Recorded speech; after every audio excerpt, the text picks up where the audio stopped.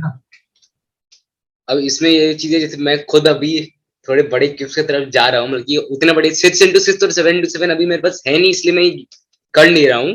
अभी मेनली मैं फोकस कर रहा हूँ, सच बोलूँ तो 4x4 में, मतलब कि 3x3 जैसे मेरा सब 13 सब 14 है। हाँ, तो सब 14 जो है अभी के लिए एक डिसेंट टाइम में पहुंच चुका हूँ, तो मैं ट्राई कर रहा हूँ जैसे 4 अब जैसे तो कोई भी सुने कि सब 14 में 3x3 पे हूँ।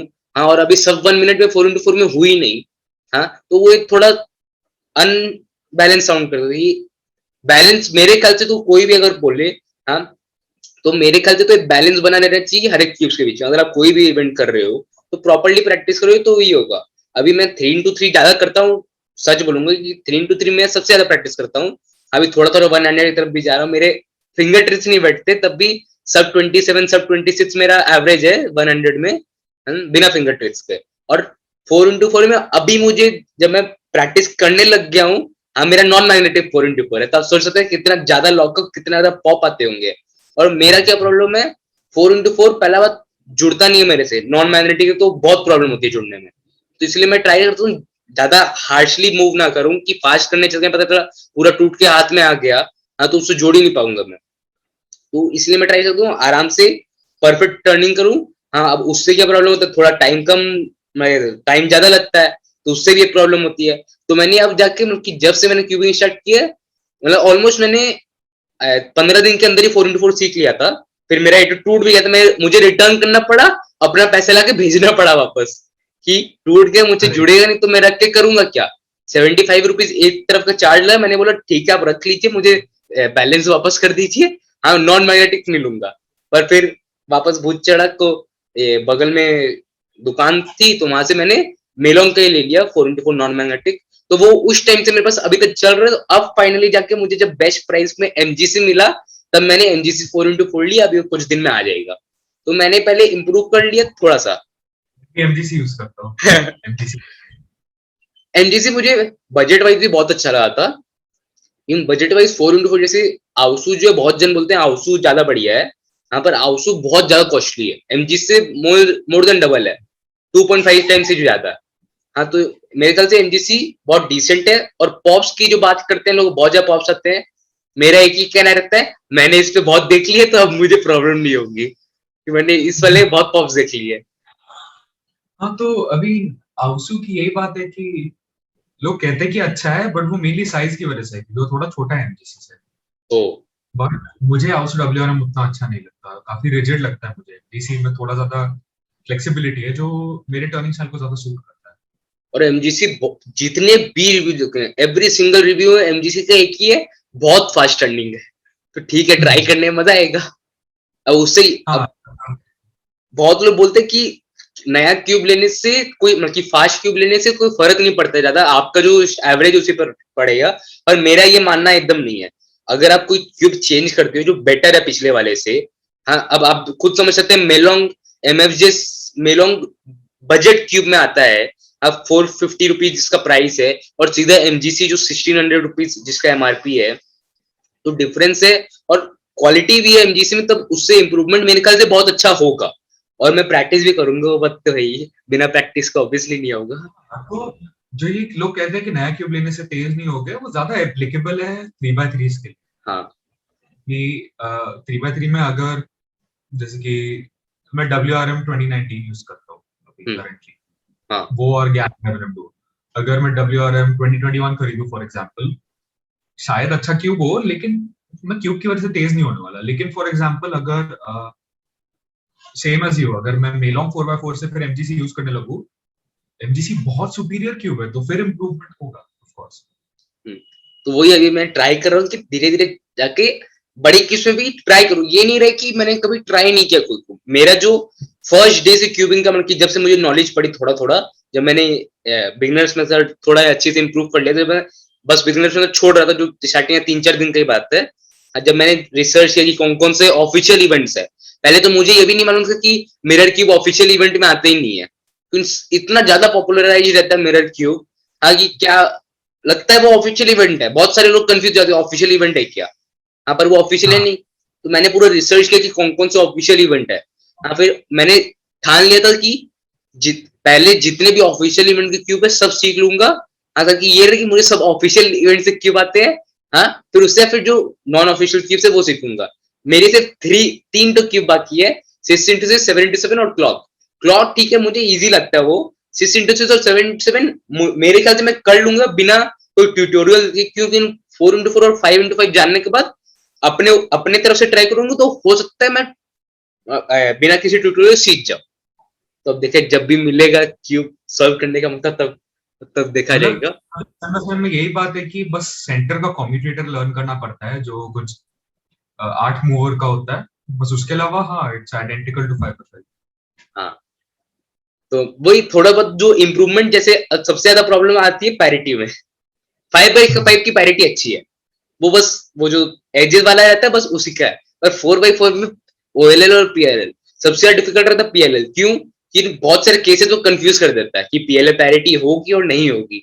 और बात ये, मैंने जो प्रैक्टिस, जैसे मैंने प्रैक्टिस की है, मुझे लगता है कि मैं ऑलमोस्ट जितने भी केसेस रहते हैं पीएलएल के, मैं बता पाऊंगी पीएलएल पैरिटी आएगी नहीं आएगी, और मेनली कौन सी लगेगी। मतलब कि पीएलएल पैरिटी में भी बहुत सारे एल्गोरिथम्स है जो प्रॉपर्ली पीएलएल पैरिटी के ऊपर है, हाँ, जैसे दो तो साइड बाय साइड का ऑपोजिट का है ही, तो वो सब मैं बता भी सकता हूँ कि ये वाला साइड बाय साइड का आएगा, फिर नॉर्मल पैरिटी आएगी, तो उससे प्रैक्टिस से भी बहुत इंप्रूवमेंट होता है। हाँ तो ये प्रॉब्लम होती है लोगों को पैरिटी की, क्योंकि 3x3 में तो 2 साइडेड पीएलएल रिकॉग्निशन होता है, लेकिन 4x4 में अगर कोई दो साइड किसी पीएलएल को मैच कर भी रहा है, पीछे के दो साइड में दो एजेस स्वैप हो सकते हैं, तो पैरिटी हाँ, केस हो सकता है। तो 4x4 पे 3 फेस देखना पड़ता है। और बहुत बहुत तो 4x4 में होता कैसे, अभी तो मैं बहुत ज्यादा प्रैक्टिस कर रहा हूँ 4x4, हाँ, जैसे अभी भी मैं लेके बैठा हूँ 4x4, हाँ, तो इसमें होता क्या कि बहुत बार होता कि जैसे आप सामने से कीप पढ़ के रखे हैं, तो मेनली हम लोग देखते हैं सामने वाला साइड और लेफ्ट वाला साइड, क्यों इजीली व्यू में रहता है। हाँ तो जब पीएलएल यूज करते हैं, सपोज मालूम नहीं पड़े पैरिटी है, और यूज की और सामने दो साइड सॉल्व हो गया, हाँ, पीछे दो साइड हो सकता है पैरिटी हो, और टाइमर होते फिर देखता है पीछे दो साइड सॉल्व नहीं है, पैरिटी है डीएनएफ, तो बहुत सारी चीजें प्रॉब्लम देती होता है। है। हाँ, अरे मैं लोगों को जज कर चुका हूँ ऑफिशियल कंपटीशन में, हाँ, जिनके साथ ये हो चुका है, जैसे पैरिटी करके, मतलब तो ऐसे 6x6 पे हुआ है एक बंदे के साथ, यार बुरा लगता है क्योंकि फिर मीन डीएनएफ हो गया ना। हाँ, तो अब ये जो क्वेश्चन है, हाँ, बहुत बड़े यूट्यूबर का है। अगर आपने पिछला वीडियो देखा होगा तो आपको मालूम होगा कौन है वो। हाँ, बहुत बड़ी यूट्यूबर की, अगर आप 3x3 में डिसेंट स्पीड में, सपोज सब 15 सब 14, हाँ, और आप बड़े क्यूब में, जैसे बड़े क्यूब, ज्यादा बड़े क्यूब नहीं, 4x4 पे ज्यादा इंप्रूव नहीं कर पा रहे हो, सब 1 मिनट नहीं हो पा रहे हो, हाँ, तो ऐसा क्यों, मतलब कैसे इंप्रूव किया जा सकता है?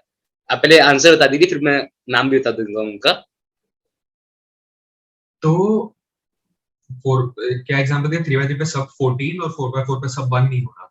हाँ, तो ये बात है कि देखो, अगर तुम 3x3 पे सब 14 हो, तुम्हारे पास 4x4 पे एटलीस्ट सब 40 तक का स्किल है, तुम्हारे पास वो पोटेंशियल है।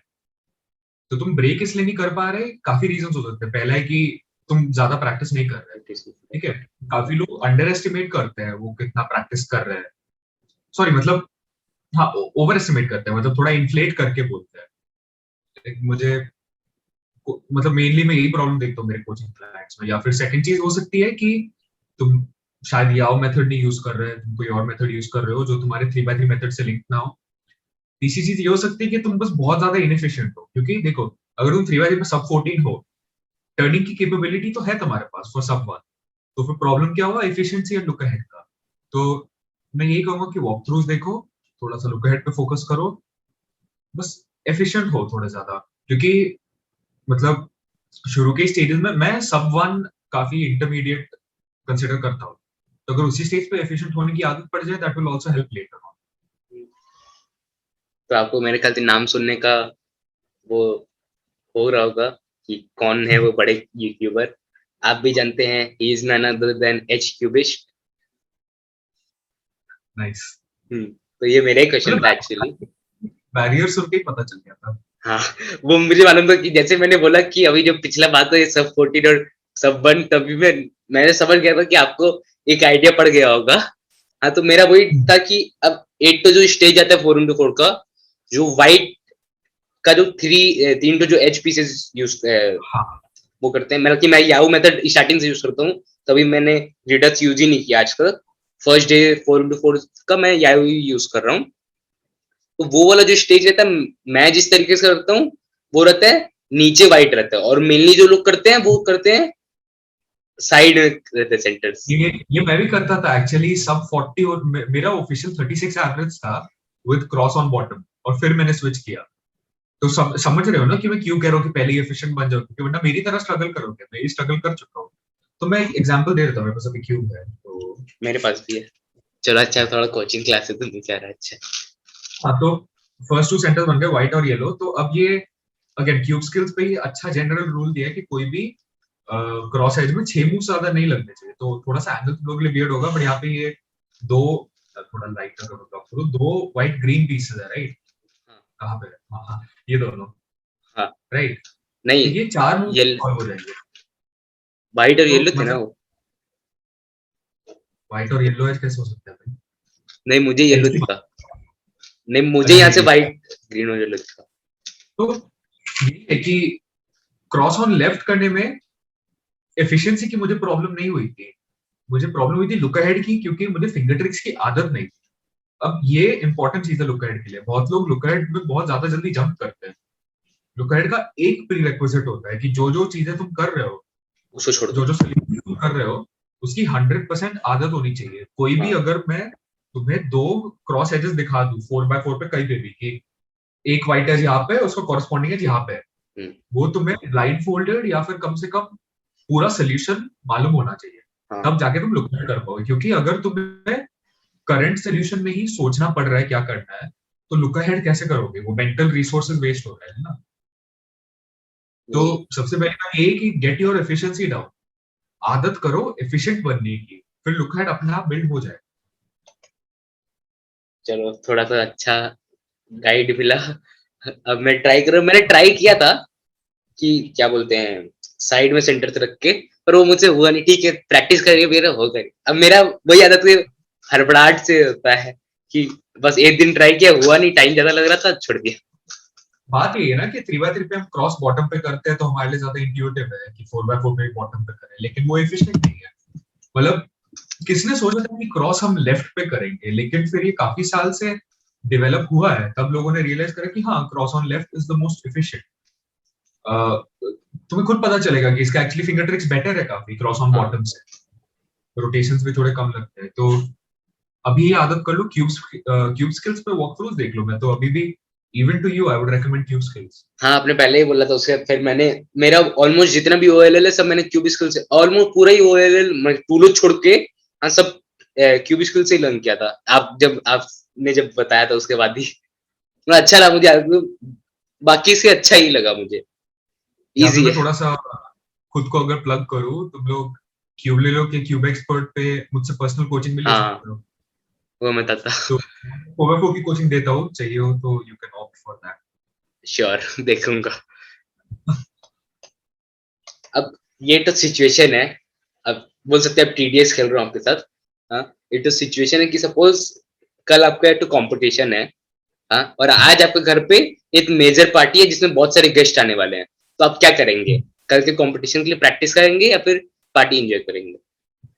तो ये एक बहुत इंपॉर्टेंट चीज है। मैं कंपटीशन के पहले वाले दिन, मतलब I am assuming offline competition की बात कर रहे हो right? Offline, assuming offline, offline for sure. हाँ। ऑनलाइन कंपटीशन के लिए उतनी मेहनत नहीं करनी पड़ती। हम्म। मैं कंपटीशन के पहले दिन कभी प्रैक्टिस नहीं करता हूँ, प्रैक्टिस छोड़ देता हूँ उस दिन। क्योंकि मेरा थिंकिंग ये है, कंपटीशन के पहले वाले दिन प्रैक्टिस करके तुम बेटर नहीं होने वाले। एक दिन में तुम बेटर नहीं होने वाले। एक ही चीज होने वाली है, तुम थक जाओगे और फिर अगले दिन तुम्हारी लगेगी, है ना। ये बहुत कंपीटिंग के बाद मैंने सीखा है, क्योंकि मैं तो पिछले दिन छोड़ो, मैं तो राउंड के पहले कितना एवरेज ऑफ 100 पेल देता था 3x3 में, और फिर मैं थक जाता था ऑफिशियल राउंड के लिए, है ना। तो कंपटीशन के पहले वाले दिन मैं प्रैक्टिस करता ही नहीं हूँ। तो मेरे लिए पार्टी काफी आइडियल है। पार्टी करूंगा, सो जाऊंगा, अगले दिन मजे से कंपीट करूंगा, वाह। बस। हाँ चलो, कुछ अच्छा यूनिक आंसर मिला। हाँ, ये मतलब सबके लिए अलग अलग होता है। कुछ लोग होते हैं जो एक भी दिन अगर प्रैक्टिस छोड़ दे, उनका बिल्कुल ही फॉर्म बेकार हो जाता है, उनको हर दिन प्रैक्टिस करने की जरूरत है। लेकिन इंक्लूडिंग मी। मोस्ट लोगों को मैं कहूंगा कि कंपटीशन के पहले वाले दिन प्रैक्टिस मत करो, ऐश करो थोड़ा। अपनी स्लीप पे ध्यान दो, खाने पे ध्यान दो, एक्टिव रहो बस। अब मेरा ये भी बात है कि मैंने कभी ऑफलाइन कंपटीशन अटेंड नहीं किया, इसलिए मुझे मालूम भी नहीं है। मैंने जितना भी किया सब ऑनलाइन ही किया है, तो इससे भी हो सकता है कि मुझे प्रैक्टिस की वैसे आदत हो। अब ये नहीं कि अगर मैं एक दिन प्रैक्टिस नहीं करूँ पूरा ही सब एवरेज दे दिया है। जैसे मेरा एवरेज अभी जो आता है वो 13.2 के अंडर आता है, सब 13.2 आप बोल सकते हैं। अब वैसे अगर मैं एक दिन छोड़ दूं प्रैक्टिस, हाँ, तो वो वापस सब 15 आ जाएगा। मैं कुछ टाइम के लिए कि suppose 4-5 to average of 5, 2-3 to average of 5 तक, फिर जब वो एक तो वापस हाथ बढ़ेगा, वापस वो प्रॉपर बन जाएगा। तो उस हिसाब से मेरा। अब देखो मेरा ये भी है कि मैं तो ऑर्गेनाइज भी करता हूँ ना कॉम्पिटिशन्स, हाँ, तो हाँ।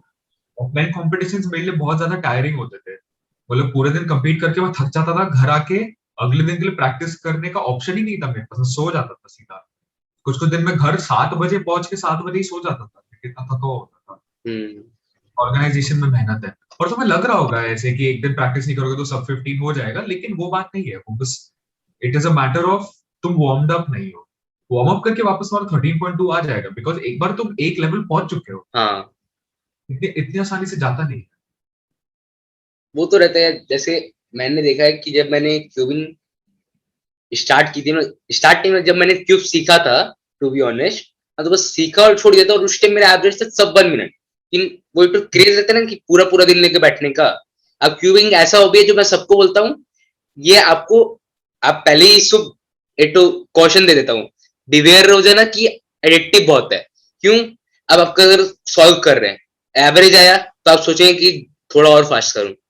बहुत अच्छा फास्ट सॉल्व आया तो सोचेंगे वापस में ऐसा फास्ट सॉल्व कर सकता हूँ। खराब सॉल्व आया तो बोलेंगे ये मेरा एवरेज है नहीं, मैं इससे अच्छा कर सकता हूँ। तो ये बार बार जो प्रोसेस वो चलता रहता है। हाँ, तो इसलिए आपको एडिक्टिवनेस रहेगी। तो इसलिए वो भी यदि, अब मैं जो है, अब बाकी का पता नहीं, जैसे मेरे ख्याल से जो है, जितना जन से मैंने सुना है, आपसे भी मतलब कॉम्प्लीमेंट मिला था मुझे कि मैं फास्ट इंप्रूव किया।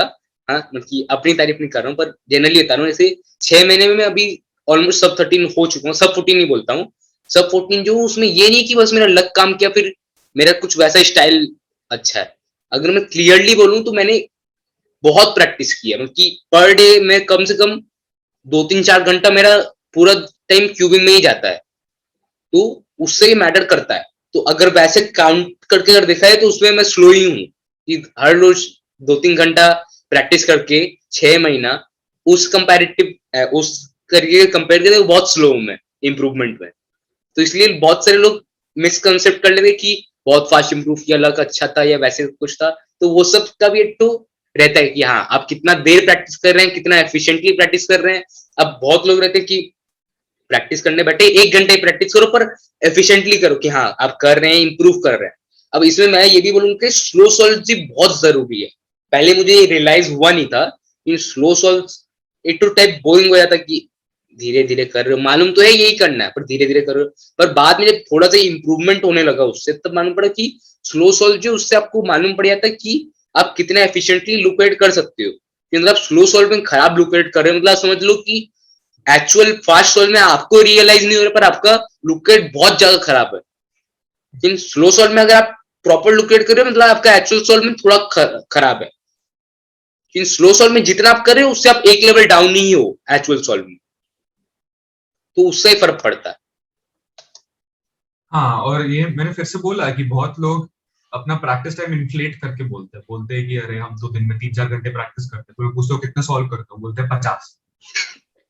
50 सॉल्व करने में 3-4 घंटे नहीं लगते लोगों को, है ना? तो अगर मेरा मतलब अगेन, जिन लोगों ने मुझसे कोचिंग ली है उनको पता है कि मैं कोचिंग प्लान में हमेशा बोलता हूँ कि इतने स्लो सॉल्व्स करो। और स्लो सॉल्व्स कभी खुद से कोई फायदा नहीं है। स्लो सॉल्व सिर्फ तभी करो अगर तुम्हें पता है कि तुम्हें स्लो सॉल्व से अचीव क्या करना है। हाँ। बस धीरे सॉल्व कर रहे हो तो उससे कुछ फायदा नहीं हो रहा। लेकिन अगर तुम्हें पता है कि हाँ, मैं स्लो डाउन कर रहा हूँ क्योंकि मुझे अपनी एफिशिएंसी सुधारनी है या फिर मुझे लुक हेड सीखना हाँ।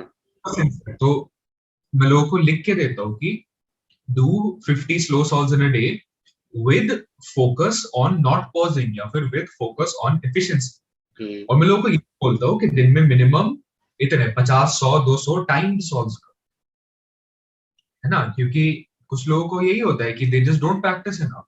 कितने भी एफिशिएंट चीजें सीख लो तुमने, मेरी ही 3x3 में एफिशिएंसी देख रखी होगी, मेरी काफी लो मूव काउंट आ जाती है, लेकिन मैं आर्यन वगैरह जितना प्रैक्टिस ही नहीं करता, तो मैं उनके जितना तेज नहीं हूँ, मुझे भी और मेहनत करने की जरूरत है। This is something even I suffer from, right? मैं प्रैक्टिस ज्यादा नहीं करता, तो कि दोनों मैं इंपॉर्टेंट है। हाँ कि बहुत सारे लोग जैसे अब एक तो जो बहुत अच्छा चीज मुझे क्यूबिंग का लगता है ये कि कम्युनिटी ऐसे कि पता नहीं चलता कौन आपका तुरंत ऐसा बातचीत स्टार्ट हो जाता है, पता ही नहीं चलता कि उसको आप जानते ही नहीं, कभी कभी देखा ही नहीं है। जैसे आपसे भी अभी मैं इतना प्यार से खुल के बात कर रहा हूँ, हाँ, कि हम लोग कभी पहली बार तो हम लोग देख रहे हैं एक दूसरे को, हाँ, जहाँ हाँ से हम लोग की जो बात हुई वो चैटिंग हुई वो भी ज्यादा हुई भी, लेकिन आपका बिजी शेड्यूल और आप और जितना एक्टिव भी नहीं रहते हैं, हाँ, तो उसमें आपको ही दोष नहीं दे रहा हूँ, डोंट वरी।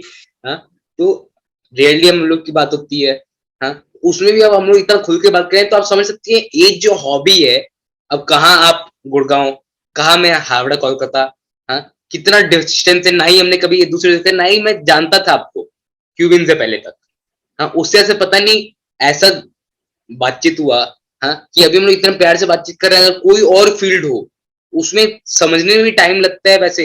अब आर्यन भैया जो है, हाँ, उनसे तो मैंने बस कुछ दिन पहले ही ऑलमोस्ट मैच टू मैच एक महीना पहले उनसे बातचीत स्टार्ट हुई होगी मेरी, हाँ, बस कंपटीशन के मैं निकला था, फिर जो सिद्धिकांत मिश्रा भैया को आप जानते होंगे, हाँ ऑफ कोर्स। आप लोग तीनों ने पोडियम किया था एक बार, मुझे याद मालूम है। हाँ हाँ अभी याद है। नेक्स्ट इंटरव्यू हाँ मैं लीड दे देता हूँ सबको, नेक्स्ट इंटरव्यू जो मेरा उनके साथ ही है, तो वो बोल रहे थे कि हम लोग तीनों जो तुमने तुमने लाइन से किया है, तीनों जन ने साथ में पोडियम भी किया था, मैंने कहा फोटो मिले तो देना, ताकि पोस्ट करो कि हाँ तीनों के साथ में मैंने इंटरव्यू किया हुआ है। तो उन्होंने वो उस कंपटीशन के ऑर्गेनाइजर, उनकी ऑनलाइन कंपटीशन का कोई अननोन ऑर्गेनाइजेशन थी, तो उन्होंने उन्हें हाया कि उनका ऑर्गेनाइजेशन है ऑल आइसर क्यूबन सोसाइटी, तो उनको बुलाया था, तो फिर वहां पर उनसे बातचीत हुई, उन्होंने मुझे 2 ग्रुप में डाला, एक तो कलकत्ता क्यूब एसोसिएशन के, वहां से मैंने आर्यन भैया से बातचीत स्टार्ट की।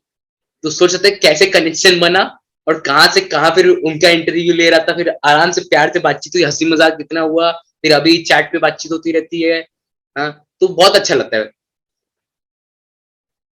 अभी भाई एक रिलेटिवली छोटी कम्युनिटी है, पर बहुत क्लोज नेट कम्युनिटी है। मतलब अगर किसी क्यूबर से मिलो, मुझे उसके बारे में कुछ नहीं पता होगा, पर मुझे ये तो पता है कि हाँ ये क्यूबिंग करता है, उसी से बॉन्ड बन जाता हम्म।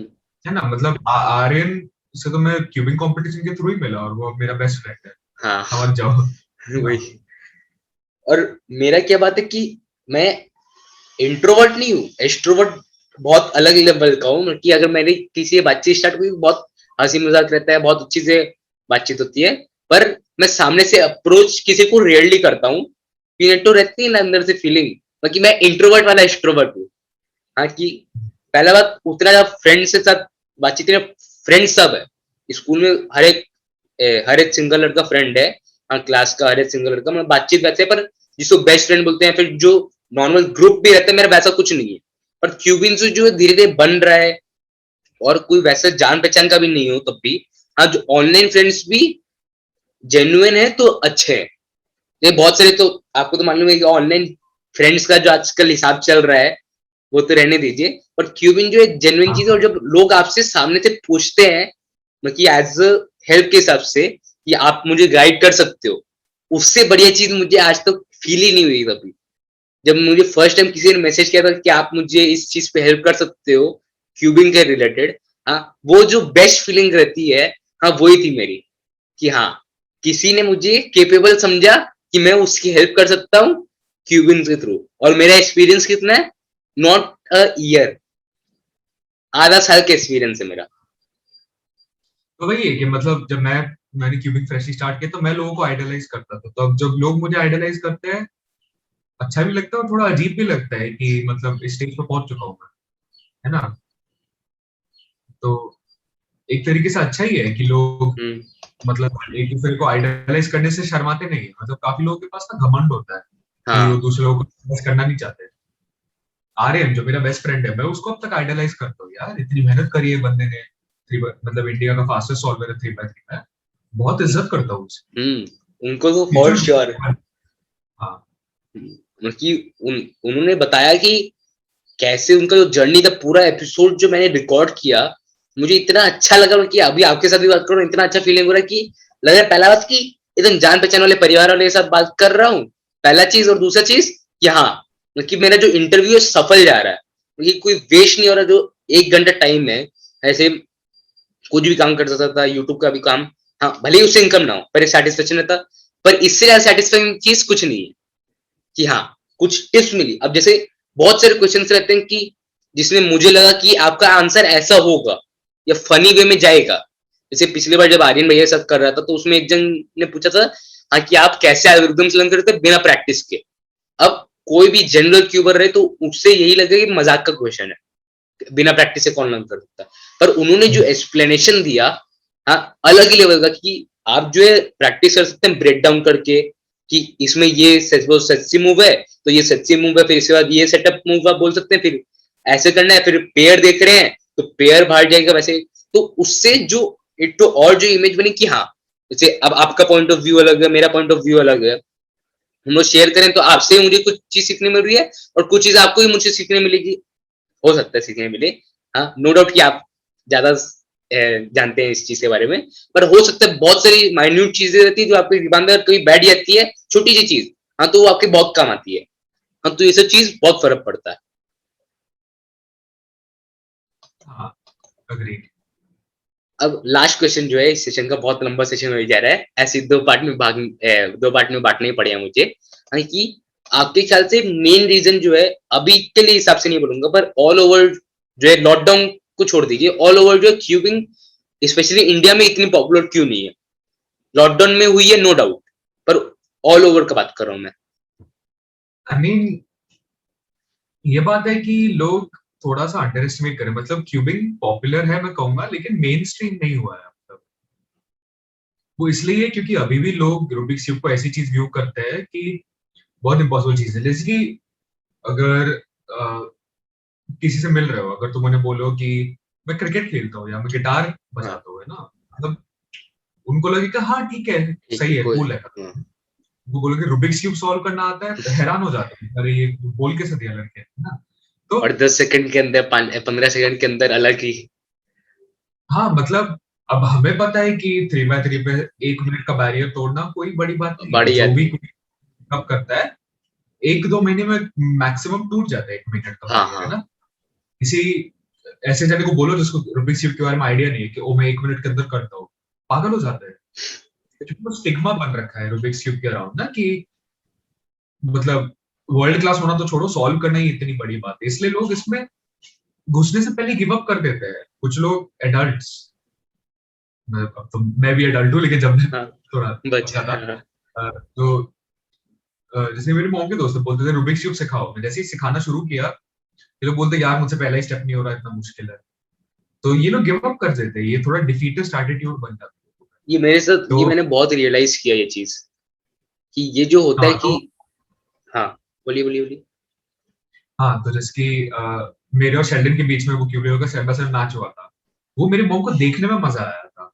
तो वो काइंड ऑफ एक स्पेक्टेटर स्पोर्ट जैसा बन रहा है, जैसे कि काफी लोग हैं जो for example of course Olympics में कभी पार्ट नहीं लेंगे, लेकिन उनको देखने में मजा आता है। आई फील लाइक क्यूबिंग वैसा बन रहा है कि कम लोग करते हैं, लेकिन ज्यादा लोगों को देखने में मजा आता है। नॉन क्यूबर्स को भी वो देखने में मजा आता है, उनके लिए फैसिनेटिंग है, हाँ चाहे समझ में ना आ रहा हो क्या हो रहा है। जैसे कि अगर मैं जैवलिन थ्रो देख रहा हूँ फॉर एग्जाम्पल, जिसमें हमें गोल्ड मिला, हाँ अगर मुझे कुछ नहीं पता है इसके बारे में, देखने में तो मजा ही आता है ना।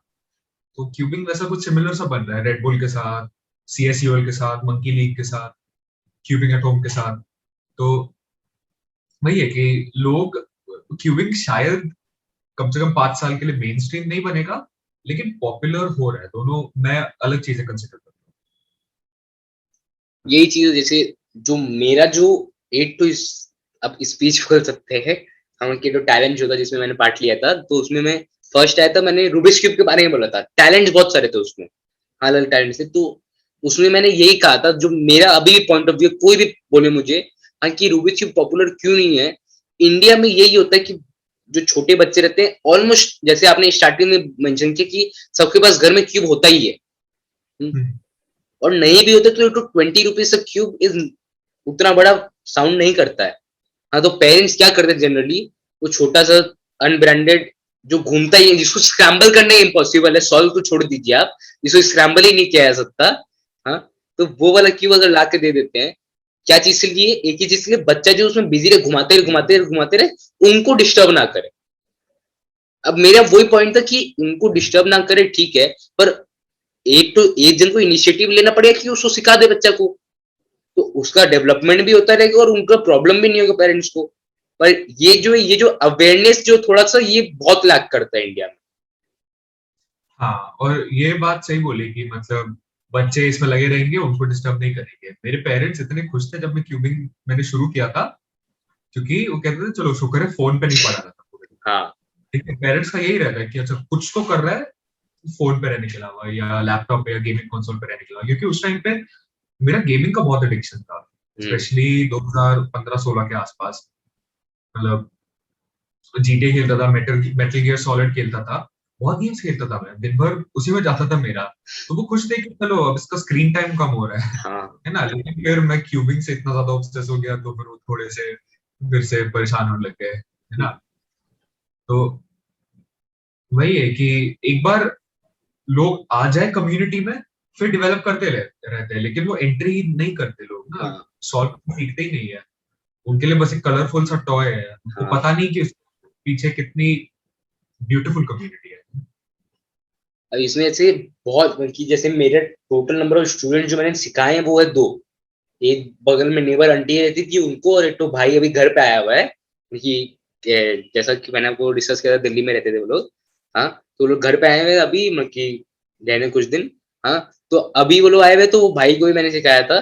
तो अभी वो जब भी आता है क्यूब के पीछे पड़ जाता है। अब आपको वाला क्यूबर्स का एक तो प्यार रहता है क्यूब के प्रति, जो अगर कोई छू देता है ऐसे लगता है वो तोड़ देगा क्यूब, भले ही ज्वाइन करना हाँ, आता हो, भले ही असेंबल करना आता हो क्यूब, पर लगता है तोड़ देगा। हाँ, तो वैसे मेरे साथ भी रहता है। तो अब और उससे बीच में 4-5 जन को मैंने सिखाने ट्राई किया, पर रहता है फर्स्ट स्टेप में। अब मेरा जो है, मैं क्या ट्राई करता हूँ कि जो फंडामेंटल्स है वो पहले क्लियर कर देता हूँ कि ये एचपी से, ये कॉर्नर है, ये सेंटर है, इसमें ये इतना कलर रिप्रेजेंट करता था कि पीपल जो है बहुत तो कहीं सॉल्व के बाद भूल जाते हैं ये कौन सा पीस क्या करना था। तो जब मैं ऐसे बता देता हूँ तो उनको क्लियर रहता है, जो पूरा सीखते हैं। पर स्टार्टिंग में सपोज अगर मैं आपको 15 मिनट का ये बता रहा हूँ कि पूरे फंडामेंटल्स बताना 10 मिनट का, हाँ, तो आप हो सकता है अगर आपको इंटरेस्ट ना तो बोर हो जाए। तो वही होता है, बहुत लोग का सिर्फ बोर हो जाते हैं तो फिर वो छोड़ देते हैं। पर मैं यही बोलता हूँ, जिनको सीरियसली सीखने का मन करता है, हाँ, उससे जब वो सीखते तब मालूम पड़ता है कि हाँ, जो तुमने बताया था पहले दिन बहुत काम आ रहा है वो। तो वो चीज है कि लोग अगर ट्राई करेंगे तो सीखने इम्पॉसिबल है ही नहीं, बहुत इजीली सीखा जा सकता है। बस थोड़ा सा वो अगर मन हो इंसान का तब, और थोड़ा सा अगर वो करे फोकस, मेरा वही, और यकीन आ रहा मतलब है। ये है ना, सीखने के लिए तो कुछ हाँ। भी सीख सकते हो, लेकिन टिके नहीं रहोगे अगर पसंद नहीं है। हम्म। मेरा एक ही नारा रहता है, कोई भी चीज में कुछ भी मैं सिखा रहा हूँ सामने वाले को, मैं एक ही मोटो देता हूँ, F&F, focus and faith. Focus करो वो चीज पे जो आप कर रहे हो, मतलब जो सीख रहे हो, और फेथ रखो अपने ऊपर कि आप वो कर सकते हो। तो उससे बहुत क्लियरली समझ में आ जाता है लोग को कि मैं भी सीरियस रहता हूँ सिखाने में, कुछ भी सिखाऊं। हाँ, क्योंकि अगर टीचर सीरियस नहीं है तो फिर वो एक तरीके से इनजस्टिस हो जाता है सामने वाले साथ, टीचर ही सीरियस नहीं है, बस हंसी मजाक में सिखा रहा है। तो इसीलिए मैं ट्राई करता हूँ क्लियर कर दो सब चीज, और कोई भी डाउट ना आने सामने वाले को। तो मेरे ख्याल से बहुत लंबा सेशन हो रहा है, सर का भी हेक्टिक शेड्यूल है। तो आशा करता हूँ आप सबको ये एपिसोड अच्छा लगा होगा, सर से अच्छे अच्छे टिप्स मिले होंगे, इंटरेक्शन में मजा आया होगा। अब वेट कीजिए एपिसोड नंबर 3 के लिए। और उसका आपको हिंट दे चुका हूँ, अगर आपने पूरा वीडियो देखा हो तो, कि कौन है हमारे गेस्ट। पोस्ट भी डाल दूंगा जल्दी इंस्टाग्राम पे। तो अब सर से सुन लेगा, सर को कैसा लगा ये आज का सेशन। अच्छा था काफी, मतलब फ्रूटफुल सेशन था, क्योंकि एक मुझे भी नया पर्सपेक्टिव मिला है। मैं तो मोस्टली उन लोगों को जानता हूँ जो काफी टाइम से, जो मेरे ही टाइम से क्यूबिंग कर रहे हैं, जो डब्ल्यूसी कॉम्पिटिशन में पार्ट ले चुके हैं। तो अब मुझे थोड़ा सा तुम्हारे भी पॉइंट ऑफ व्यू से पता चला है कि तुमने तो मतलब ऑनलाइन सीखा, ऑनलाइन कॉम्पिटिशन्स का ही एक्सपोजर रहा है, तो नया पर्सपेक्टिव मिला है, काफी अच्छा था इंटरव्यू। तो सर को भी अच्छा लगा, तो आशा करता हूँ आप सबको भी अच्छा लगा होगा। और अगर आप कुछ भी ले रहे हैं क्यूबरेटर.com से, तो डिस्क्रिप्शन में लिंक है, वहां से भी ले सकते हैं। मेरा कोड भी यूज कर सकते हैं HQBish, और मेरा कोड अगर आपने यूज कर लिया है यहाँ और सर का कोड यूज नहीं किया है तो सर का भी कोड यूज कर सकते हैं, कोक, KOAK, सही बोला ना सर मैं?